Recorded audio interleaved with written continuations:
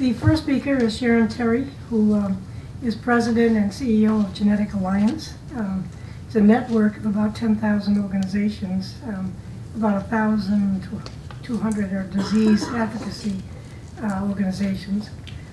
She's the founding CEO of PXE International, a research advocacy for those with the genetic condition pseudoxanthoma elasticum, which is a disease that affects Terry's 2 adult children. So she's a co-discoverer of the gene that's associated with PXE, has a patent for ABCC6. She's developed a diagnostic test, conducted clinical trials.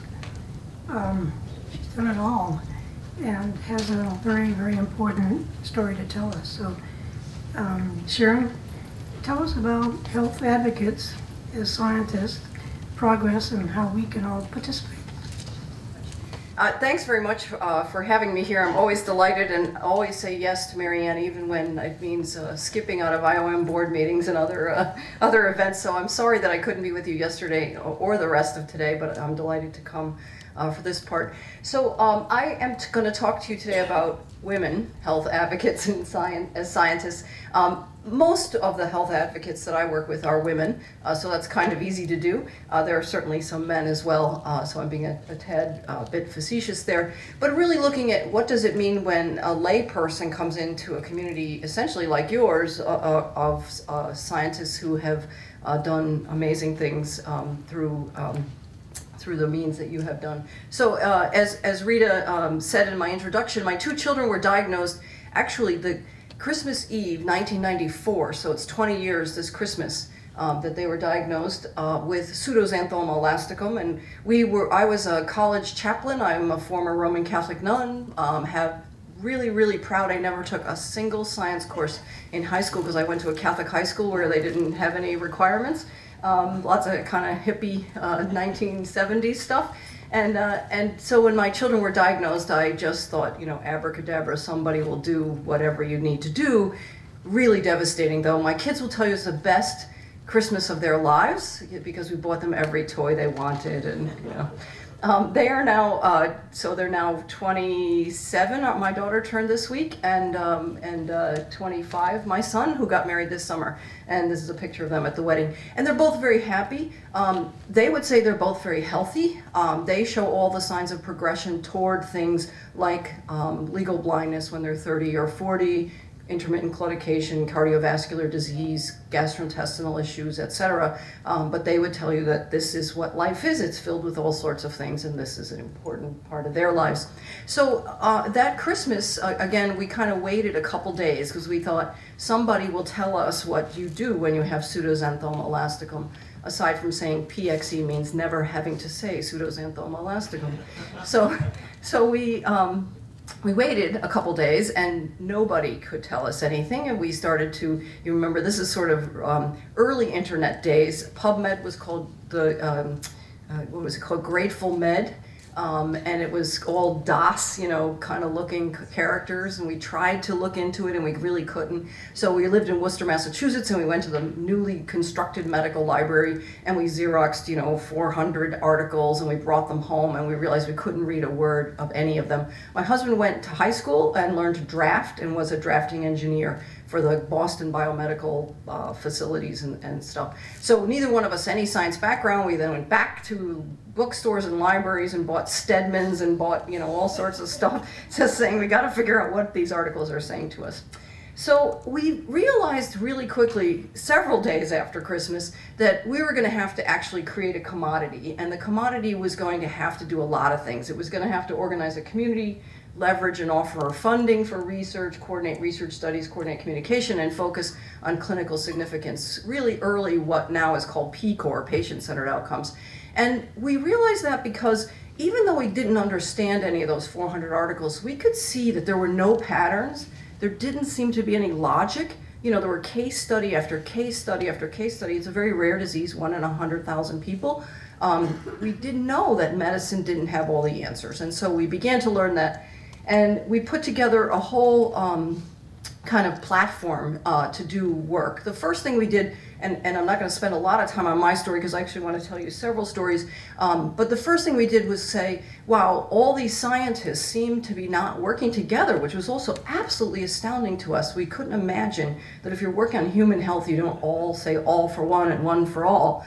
So the 3 or 4 days after Christmas, 2 guys came from Harvard University, took our kids' blood and our blood without any consent, by the way, in those days, saying, we're going to find the gene for this disease and this is fabulous, you have 2 kids. And we're like, oh, okay, this is really exciting. We didn't, as my husband said, we didn't know a gene from a hubcap, so whatever, go get that gene out of that blood. And then about 3 days later, we got a phone call from Mount Sinai and 2 researchers saying, we really want to find that gene, so we'd love to come and take your kid's blood. And we said, oh, great, well, the guys up the street at Harvard took the blood, so go get the blood from them. And they said, are you kidding? We're competing with them. So we right away said, oh, something's really different here and, not coordinated. So we basically then established about 2 weeks later a blood and tissue bank. We said, we're going to own the blood and tissue. We're going to control the resource because one of the conditions of participating in getting this blood and tissue is going to be coming together and sharing results, and we'll embargo the data and all the things we need to do, but we're going to coordinate that kind of sharing. So at the same time we moved to Sharon, Massachusetts, and started to go to the Harvard Library, tailgating students into the library because it cost $25 every time we went in. And we started to do more and more research there on the disease in terms of reading articles, etc. But we also started to talk to scientists there and say, hey, can we wash test tubes? We didn't realize people weren't washing test tubes anymore. But what can we do to kind of help this research along? And so they said, yeah, you can come in, maybe in the evening. So we started to go in at 10 o'clock at night and come home at 4 in the morning. Had a fabulous across the street neighbor who took care of the kids. She was a nurse in the nurse's study, so she totally got that research is really important. She turns 92 next week.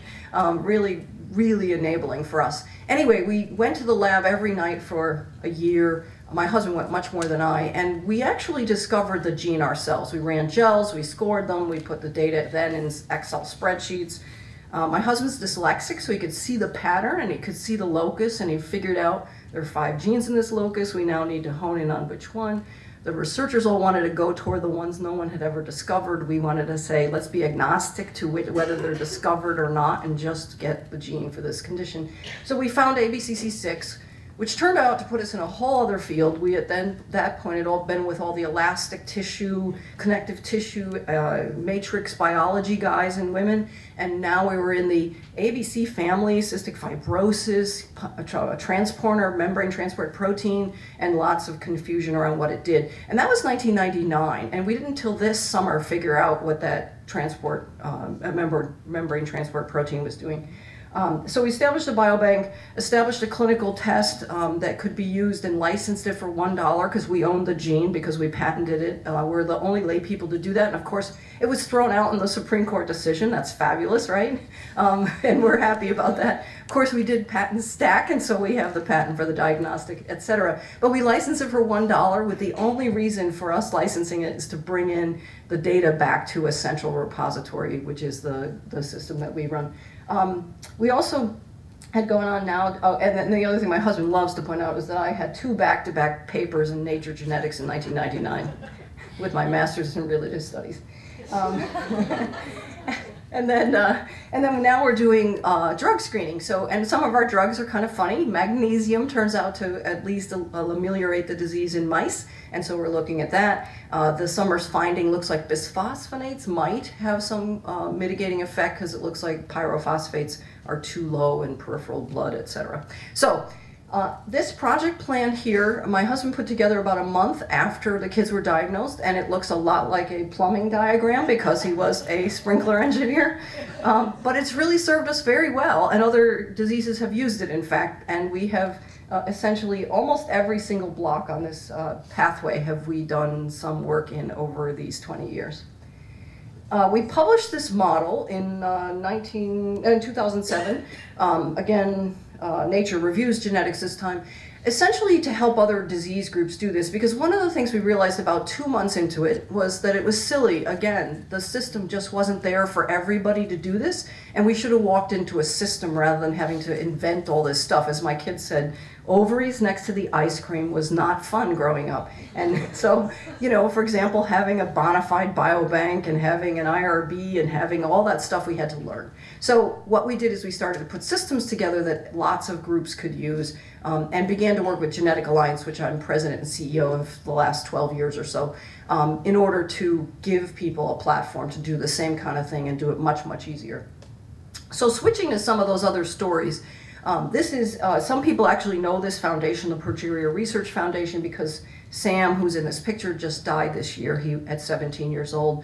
Progeria, Hutchinson-Gilford progeria is a rapidly aging disease. But the point of this story, and I'm going to go through just a couple of these, is again, really forceful women who were essentially lay people. Audrey Gordon in this picture, she's a former lawyer. She gave up her practice in the Boston area to take care of the foundation that they founded essentially a couple years after us and on the backs of what we had done.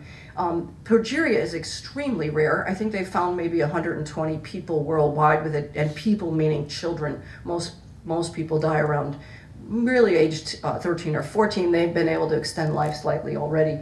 But as you can see all over the world, many languages, so they're really dealing with every language you can imagine. And doing clinical trials means bringing these children who are very fragile already into the United States and helping them through the trial, which they run at Boston Children's Hospital.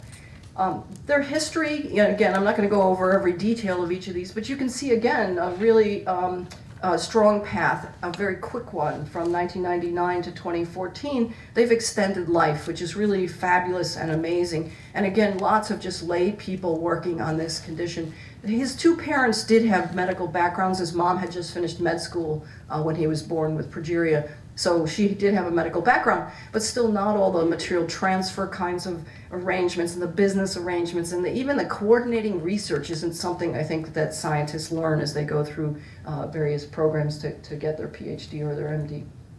Lots of coordination with many collaborative groups. And I think the other really remarkable thing during this time was, as I said in the beginning, lots of competition in 1994, 5, 6, 7. Still competition today, absolutely. But what we're finding is, I think in the understanding that if we share what we can call pre-competitive data, what we can maybe even go all the way up to phase 2B with, some people are looking at that as a kind of boundary line, then there's a lot more sharing, a lot more happens more quickly, and all of that accelerates the research much faster. So what we're finding also is that if we're at the center as lay people with some skin in the game, because I would say we're not without conflict, just like scientists have conflicts, we do too. We actually have the biggest one in the room, but then it's an obvious one, and we can coordinate everyone's activity together. They also run lots and lots of pieces of their program in terms of all the way to clinical trials, but also support for individuals. 54 projects. They've raised $6 million.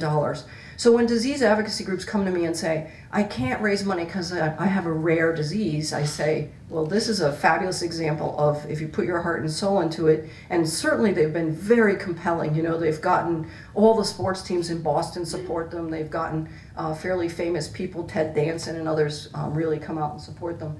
And they've done a lot of work with regard to scientific conferences, which most of us do. This is a slide I thought that you would all be interested in. The publications, once they found the gene, skyrocketed, and as they get closer to translational science, there's more activity. And again, I think we've seen a huge push toward translational science with formations of things like NCATs and others, a real blossoming of journals in this area, and the journals have really understood what it means to explain that translational science. And then also big data. Big data starts to be really important, and again, we've seen Liebert and others be really responsive to what's going to happen with all this data and how do we make quality sense out of it. Big data for big data's sake, it's not going to really move the needle.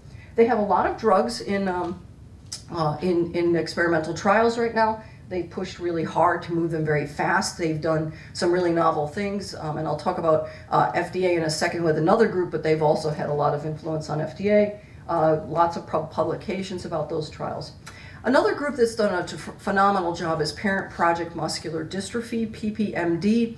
PPMD is especially dedicated to just Duchenne muscular dystrophy, but also includes others. But Duchenne is that muscular dystrophy that affects boys, and they generally pass away somewhere around 21 years old. The woman who started it, Pat Furlong, had 2 sons. They died when they were 15 and 16, Christopher and Patrick. And she remarkably, lots of times when people's children die, they then kind of move away from the foundation that they've begun. She remarkably has stayed the course in a really phenomenal way and done amazing things. They have a lot of drugs in clinical trials, and a lot of this is due simply to her persistence in terms of visiting companies, asking them to get involved. Again, people look for a very logical way. They say, well, companies are not going to be interested in rare diseases because of the issues around trying to market to such a small population, etc.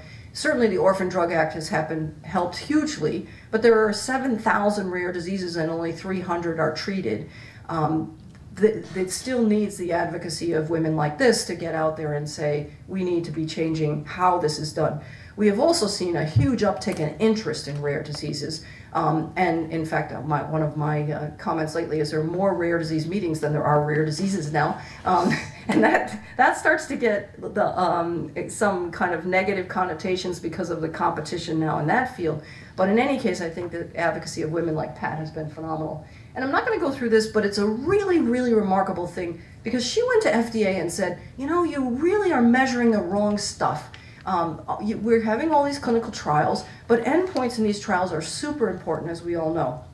They were using traditional things like the 6-minute walk test, and drugs were failing one after another, but then they would go back and look at a surrogate marker like muscle mass and see, oh, you know, that actually looks like there was some improvement. And what the boys reported, so this is a really terrific early patient-reported outcomes story, the boys reported, yeah, you know, I can't walk because now I'm in a wheelchair. But much more important to me is I seem to be able to be typing and Facebooking and instant messaging faster than my friends who are not on the drug.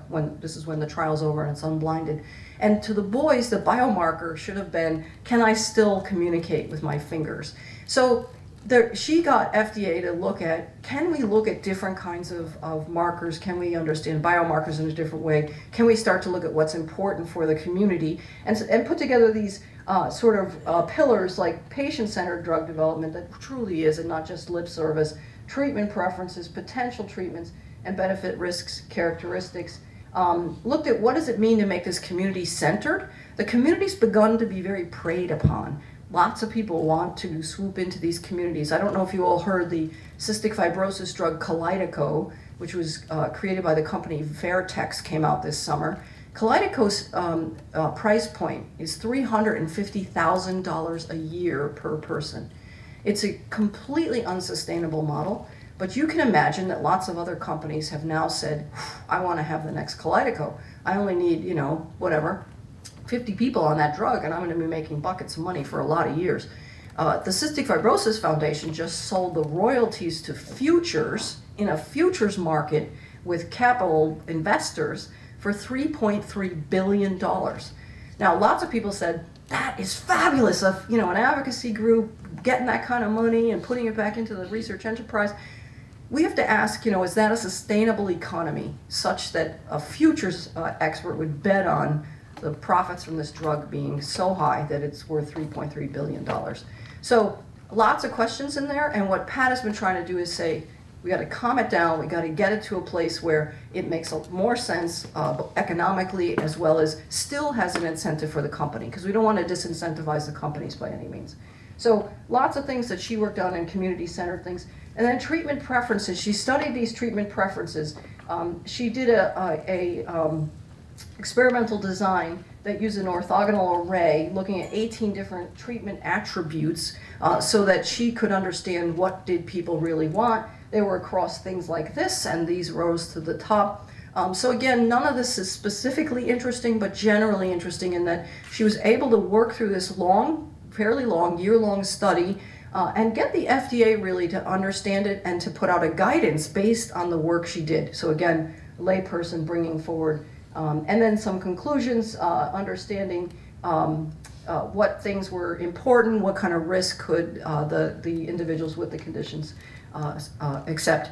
So this brings me to sort of back to Genetic Alliance and some of the things that we're doing. So Genetic Alliance in 2003, I built a common cross-condition registry in biobank. Again, the idea being the next mom that called me with a kid who was diagnosed with something shouldn't have to go through figuring out where to put the samples, etc. Another fabulous part of our story is that we did put our samples after we took them out of the freezer with our friends at Harvard, figuring that their backup systems and all this stuff was great. We had phenomenal help at the time from NHGRI and from Elizabeth Thompson, who was there helping with this, the ethical, legal, and social issues.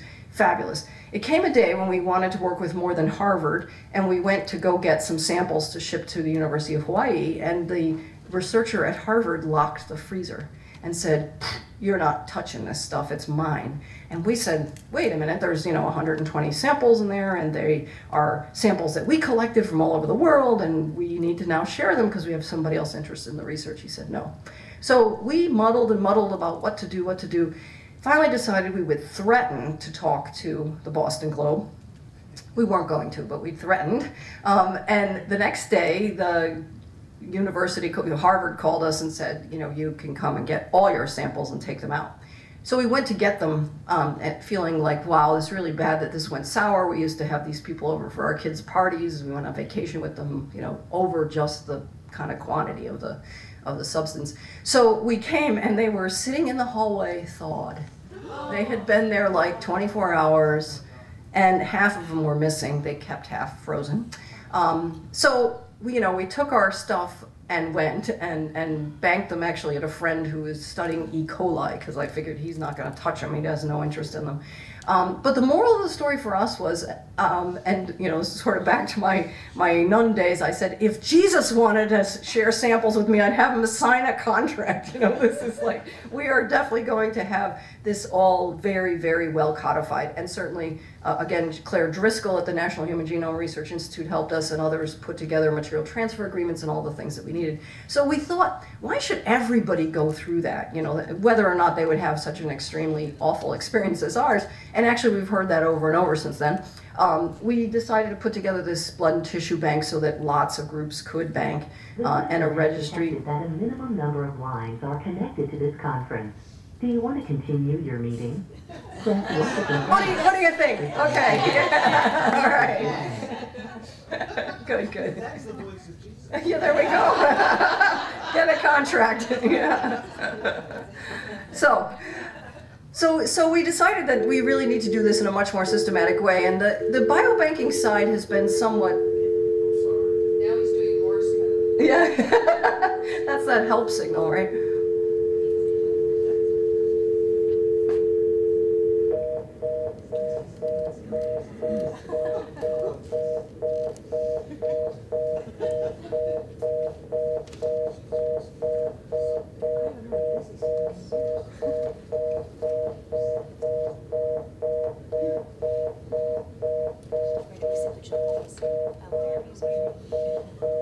Okay, thanks.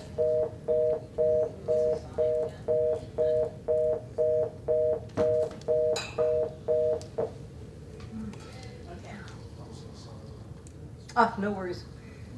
So what, and while I was getting the slides back up, so we decided that we needed to do that in a more systematic way, and we have since 2003 run a blood and tissue bank for anybody. We have different vendors, different times for different things. We run as a co-op, so if a group comes in and says to us, oh, well, we need more than fibroblasts, we also need lymphoblasts, we then contract with somebody else to grow us good lymphoblasts.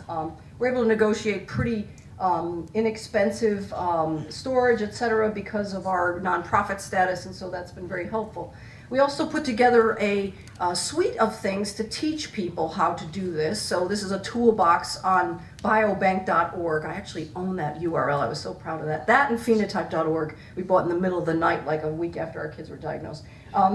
We put together all sorts of resources here, and lots of these point to other people, not us. So they point to NIH, they point to FDA, they point to Faster Cures, they point to other places that are doing really great work in these areas. This is to say now, we took this registry concept and kind of even blew it up bigger. This past year, the PCORI, which is the Patient-Centered Outcomes Research Institute, which is about $1.7 billion of US money. 1 to 2% of the CMS budget, the Medicare, Medicaid budget goes to it. And the point of it is to do patient-centered outcomes research. And the point of PCORnet is to build a national clinical research network. And so there was a very big competition. About 600 groups competed, and 18 were chosen to be patient-powered research networks, PPRNs. And one of them is ours right here, this Genetic Alliance one. And what I proposed in it was simply to take an example of 10 disease groups. We did a competition among the disease groups to see who could join us and bring these disease groups along on a registry platform that I'll show you right now that I think has been really successful and continues to grow. Progeria is really fast. I'm now on the executive committee for Progeria and helping to coordinate these PPRN, and it's really been fascinating to see what we can do together. Again, this age of cooperation, collaboration that I think we're in finally has some meaning, and we're putting some rubber to the road and talking about what can we share, what can we work on together. So we started with the premise that while we, the people with diseases, are happy to share everything all the time, we know that's not true about the public, and different publics have different sensitivities. And essentially, we like to use the example of Michael J. Fox, when he was first diagnosed, was way down there in the red. He didn't want anybody to know. He wanted to just have movies and TV shows and everything else. Well, now Michael J. Fox is all the way at the end of this green, saying, share my data all the time, everywhere, tell everybody. He has a foundation. He wants people to support it, and he wants to find a treatment for Parkinson's. So, but we know that most people wind up somewhere in the middle of this, and this is work by Alan Weston for the IOM. And we also know there's lots of models along this line about how to do this. So there's the perfectly open models like George Church's Personal Genome Project, where everyone, and I'm part of that project, we essentially sign a form saying it's possible you'll be arrested and put in jail based on somebody finding your DNA and finding a connection to you. Little extreme kind of consent form. And then there's all the way down the end that's effectively an opt-out model that says, you know, no, I don't want to share with anybody anytime, and I want to be out. And then most people fall in the middle. Most people are pretty open about their information, but what we've seen, and I didn't bring the slides for all the data, but Pew Charitable Trusts and Robert Wood Johnson Foundation and lots of work by independent researchers has shown, yeah, well, people really want to be asked, and then they're fine. And the example I like to use is if I went to any of your houses right now and rode off on your bicycle without telling you, you would call the police and report it stolen. If I went and asked you, could I borrow your bicycle? You'd say, sure, use it as long as you like. So all we want to do is be asked, and usually we're going to say yes, but we should also be allowed to say yes or no or not. And the other thing we're really concerned about is underserved and marginalized community and group harm that is coming from certain studies. So Native American and Alaskan Natives have been studied, and declarations have been made. You know, there's a propensity toward alcoholism, there's a propensity toward obesity, etc., not taking into account a lot of other issues. And so we're trying to figure out ways for individuals and for communities to make those decisions themselves. We're also making this easy to respond to in an app form, and I'll show a little bit more about that. So the system essentially looks like this, and I'm not going to go into great detail, but this middle part is our registry system. And it's unique in the sense that the contact information and the health information are together in two separate databases, directed by these privacy directives, this other database right here, which then creates a virtual database. So anytime this system is queried by that orange block, the data query facility, so that could be a researcher from far away, it could be part of PCORnet, it could be part of the CTSAs, whatever, that query queries the database, and the privacy directives tell it what can go into this permitted information. This information comes in from a consumer portal, and I'll talk about that in a second, curated survey data, EHR data, and genomic data, and then a researcher can Google this data, in the verb sense, on the other end to get the data out. So lots of people have said to us, well, that's great, but it's pretty complicated. Again, we're aiming toward the average person. We're aiming toward those people, first the people who have had a diagnosis or a child with a diagnosis, and then eventually the general public. We've given them guides, and the guides come from the community. So in this case, you're looking at Joubert syndrome, a dad of a kid with Joubert, a board member who's also a parent, and then one of the people, professor at the University of Washington working on it. And then also you can create your preferences manually as well. These guides are telling you how do they feel about privacy? So you can see Nicole here has slightly higher privacy concerns than Stephen does. Well, actually, no, sorry. Stephen has slightly higher than she does, and Daniel's in the middle. We get people at different ends of the spectrum, and they share their feelings, and they share high, medium, and low preferences. So each of the 3 guides are giving 3 different sets of preferences. And what people do is they select a guide that they feel looks like them or sounds like them. Right now, we're only allowing 3, believing that people will get even more confused if we give many more, but the system can certainly take more. So what does it mean that they are giving recommendations? So they're giving recommendations over all this spectrum. And again, this matrix is fairly complicated, but it's already set up when they come in, and they can accept it, which is continue to survey down there in the bottom. About 80% just accept the guide settings. What are you accepting? Well, the guides are asking who can access this information from support groups, from medical researchers, or from data analysis platforms. And in the columns you see who can discover and view my anonymous information, who can export and use my anonymous information, who can contact me, view and use my personal information. And essentially what this is saying is, unlike a lot of systems that say, well, anonymous information, de-identified information, and I'm using those words interchangeably, which we should never do, because they mean different things, or limited data set, blah, blah, blah. I'm trying to make this as palatable for the public, and they can click the box and read all that. Anyway, that data is usually shared easily and freely. And what we've discovered is, for example, in the UK, when Care.data shared all the NHS records, the people went up in arms and they shut the project down. We're not going to do that. We're going to say, even your anonymous information, you can allow, you can say ask me, or you can deny. And you can come back and change these. So this is called granular and dynamic privacy settings. What we're noticing is about 85% of people say allow, allow, allow, allow. 10% say ask me in some of these categories, and only 5% are saying deny for some of the categories. So people often push back at me, especially scientists, and say 2 things. 1, you're skewing the data. There's going to be people saying no. I'm saying if 4% of Americans are involved in clinical trials, if I could get it to 8%, 15%, you know, this would be really terrific anyway to start with. And the second is if people can self-select out even further, so sometimes they're not allowing you to contact them, then this will also further damage sort of the research projects. What we're finding again is most people are saying yes, and most people when they're asked in the ask me category say yes when they're asked, because they feel a connection and need the context. They can't just do this with no context.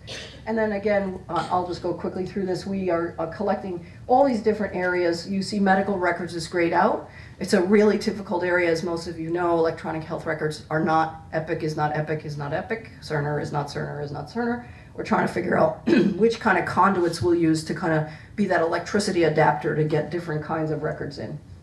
We're adding each of these so that the physician can add data, the lab can add data, and so on, and then the opportunity to set automated reminders and also look at things longitudinally in a chart form. The individuals themselves are able to log into this to see who's looked at their record, because there's an activity log. And then the other good thing about this is it looks like where it lives. So this is a sickle cell project we did with the FDA. FDA wanted to know what people would accept in terms of risk and benefit balance for drug development in sickle cell. This is Maddie from the Sickle Cell Foundation. This is their website. These are their colors. This is a free the data, where we get more toward policy work. This was to get the variation, you know, Myriad lost the patent, but it keeps the database with all the information in it for variation. We're trying to get that variation into the public domain. This is a public effort where women are uploading their BRCA reports, again, deciding who will see it, just ClinVar at NIH, or maybe more people. What phenotypic data are they going to put with it? And again, looks like the free the data people. And last slide, so in addition to all this sort of nuts and bolts work in health advocacy, we think it's really important that we also foray into the policy world. So the talk would be health advocates as policy wonks or policy people. Again, we don't have any background in this, and I helped to lead the coalition of 500 groups that passed the Genetic Information Non-Discrimination Act, and went to Capitol Hill as a complete neophyte, you know, a person from Massachusetts who didn't know really anything about the political process. I had to read that how a bill becomes a law thing, you know. But I think there's a kind of freshness when somebody's not a professional lobbyist, and we've had a lot of success. So we've led a whole host of efforts. Again, I'm not going to read all these, but essentially ways to get involved in helping the policy further the translational science efforts that we all want to see. Right now we're working on the OHRP guidance for standard of care research, working on the laboratory developed test guidance for the FDA, things like that, and rallying the troops to actually answer those questions in a way that makes sense for people that are really participant-centric. And there's my contact information. Thank you.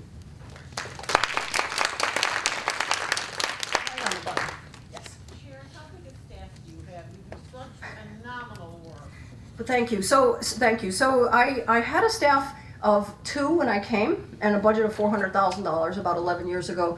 We swelled to about 25 about 2 years ago with a budget of $4.4 million. And then Barack Obama did that fabulous State of the Union address where he said, "I will cut federal spending," and he did. So we lost all of our federal grants except one and shrunk to about 10. And I'm happy to say we are now at about 15. We'll be 18 in January.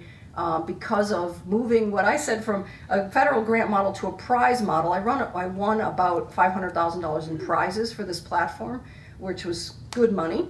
And now I have the Progeria grant. I will announce on Monday a Robert Wood Johnson Foundation grant for this platform. And then we also just received a grant from the FDA and pharma. So we're growing again. But I'm very mindful of we're going to have to keep a diversified base for our support. I mean, you remember I came to you about 2 years ago and said, we may be out of business, but we're solid again.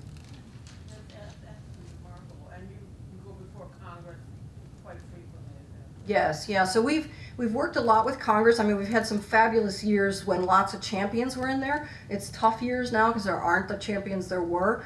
But things like the 21st Century Cures Act with Upton look like they might be somewhat successful, and we're again in conversations there. And the Newborn Screening Saves Lives Act just got passed last week by the Senate.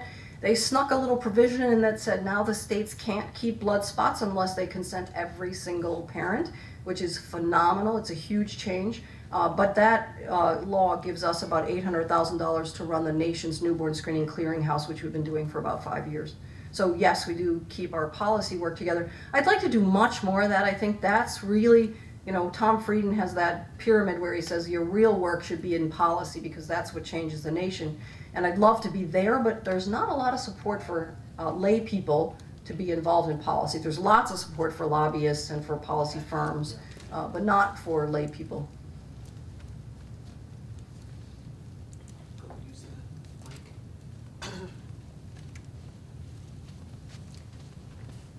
That's spectacular. And first of all, I think that it makes it clear that when we talk about when you make your career choices, how knowledgeable you are about where you want to go. I mean, your path has been spectacular.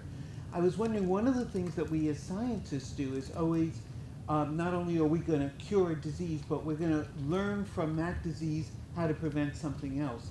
And so the Progeria studies, for example, have been very much in terms of aging. Oh, now you would like to turn it on?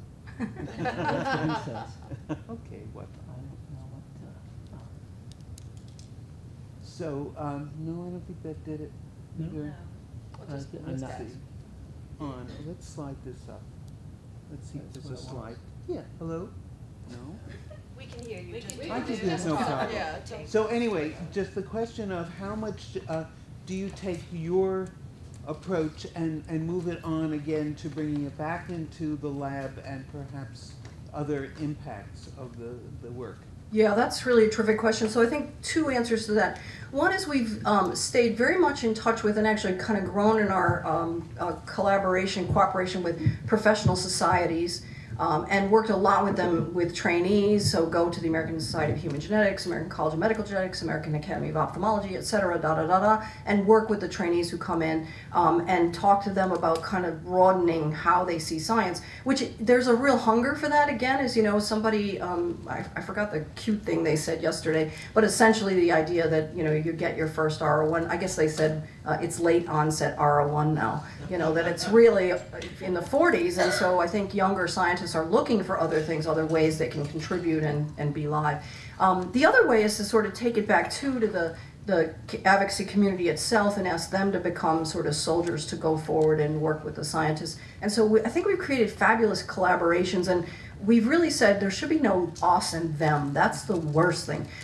It's a we, and we are all in it, and we have to take care of different sides of it, but if we work together, it's really, really much better. And then very formally, I've done work. So I co-chaired the Institute of Medicine Committee for the CTSA review and looked at, what do trainees need? What do we need in terms of sharing and collaboration? What do we need in terms of community engagement? And I think that was also, in fact, NIH is implementing that report, and that's quite remarkable. If I might say, this is a collaborative model, something Right. that women do. Yeah, and I'm trying, there is 3 men in the room, yeah. I'm trying not to be Some tall white men too.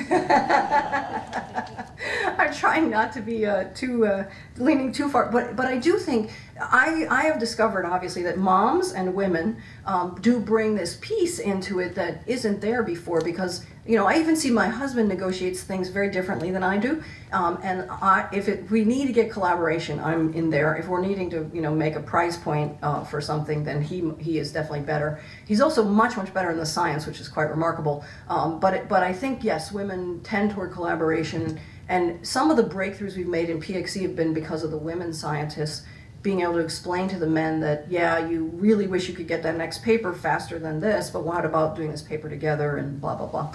Still lots of competition, and I get it, the pool is drying up even more than before. But I also think that these kind of dry times bring out a new kind of collaboration where you say, either I go away, even for scientists, I close my lab, or I figure out creative ways to work with disease groups and other entities. I think that what you might consider is that we are really in an era of changing dynamics, in that we're sort of what I call the reversion to the patronage system, and that we have to be more aware of philanthropy, industry interactions, as well as the government, because the NIH budget is not going to go back in the next foreseeable future. Yeah, great.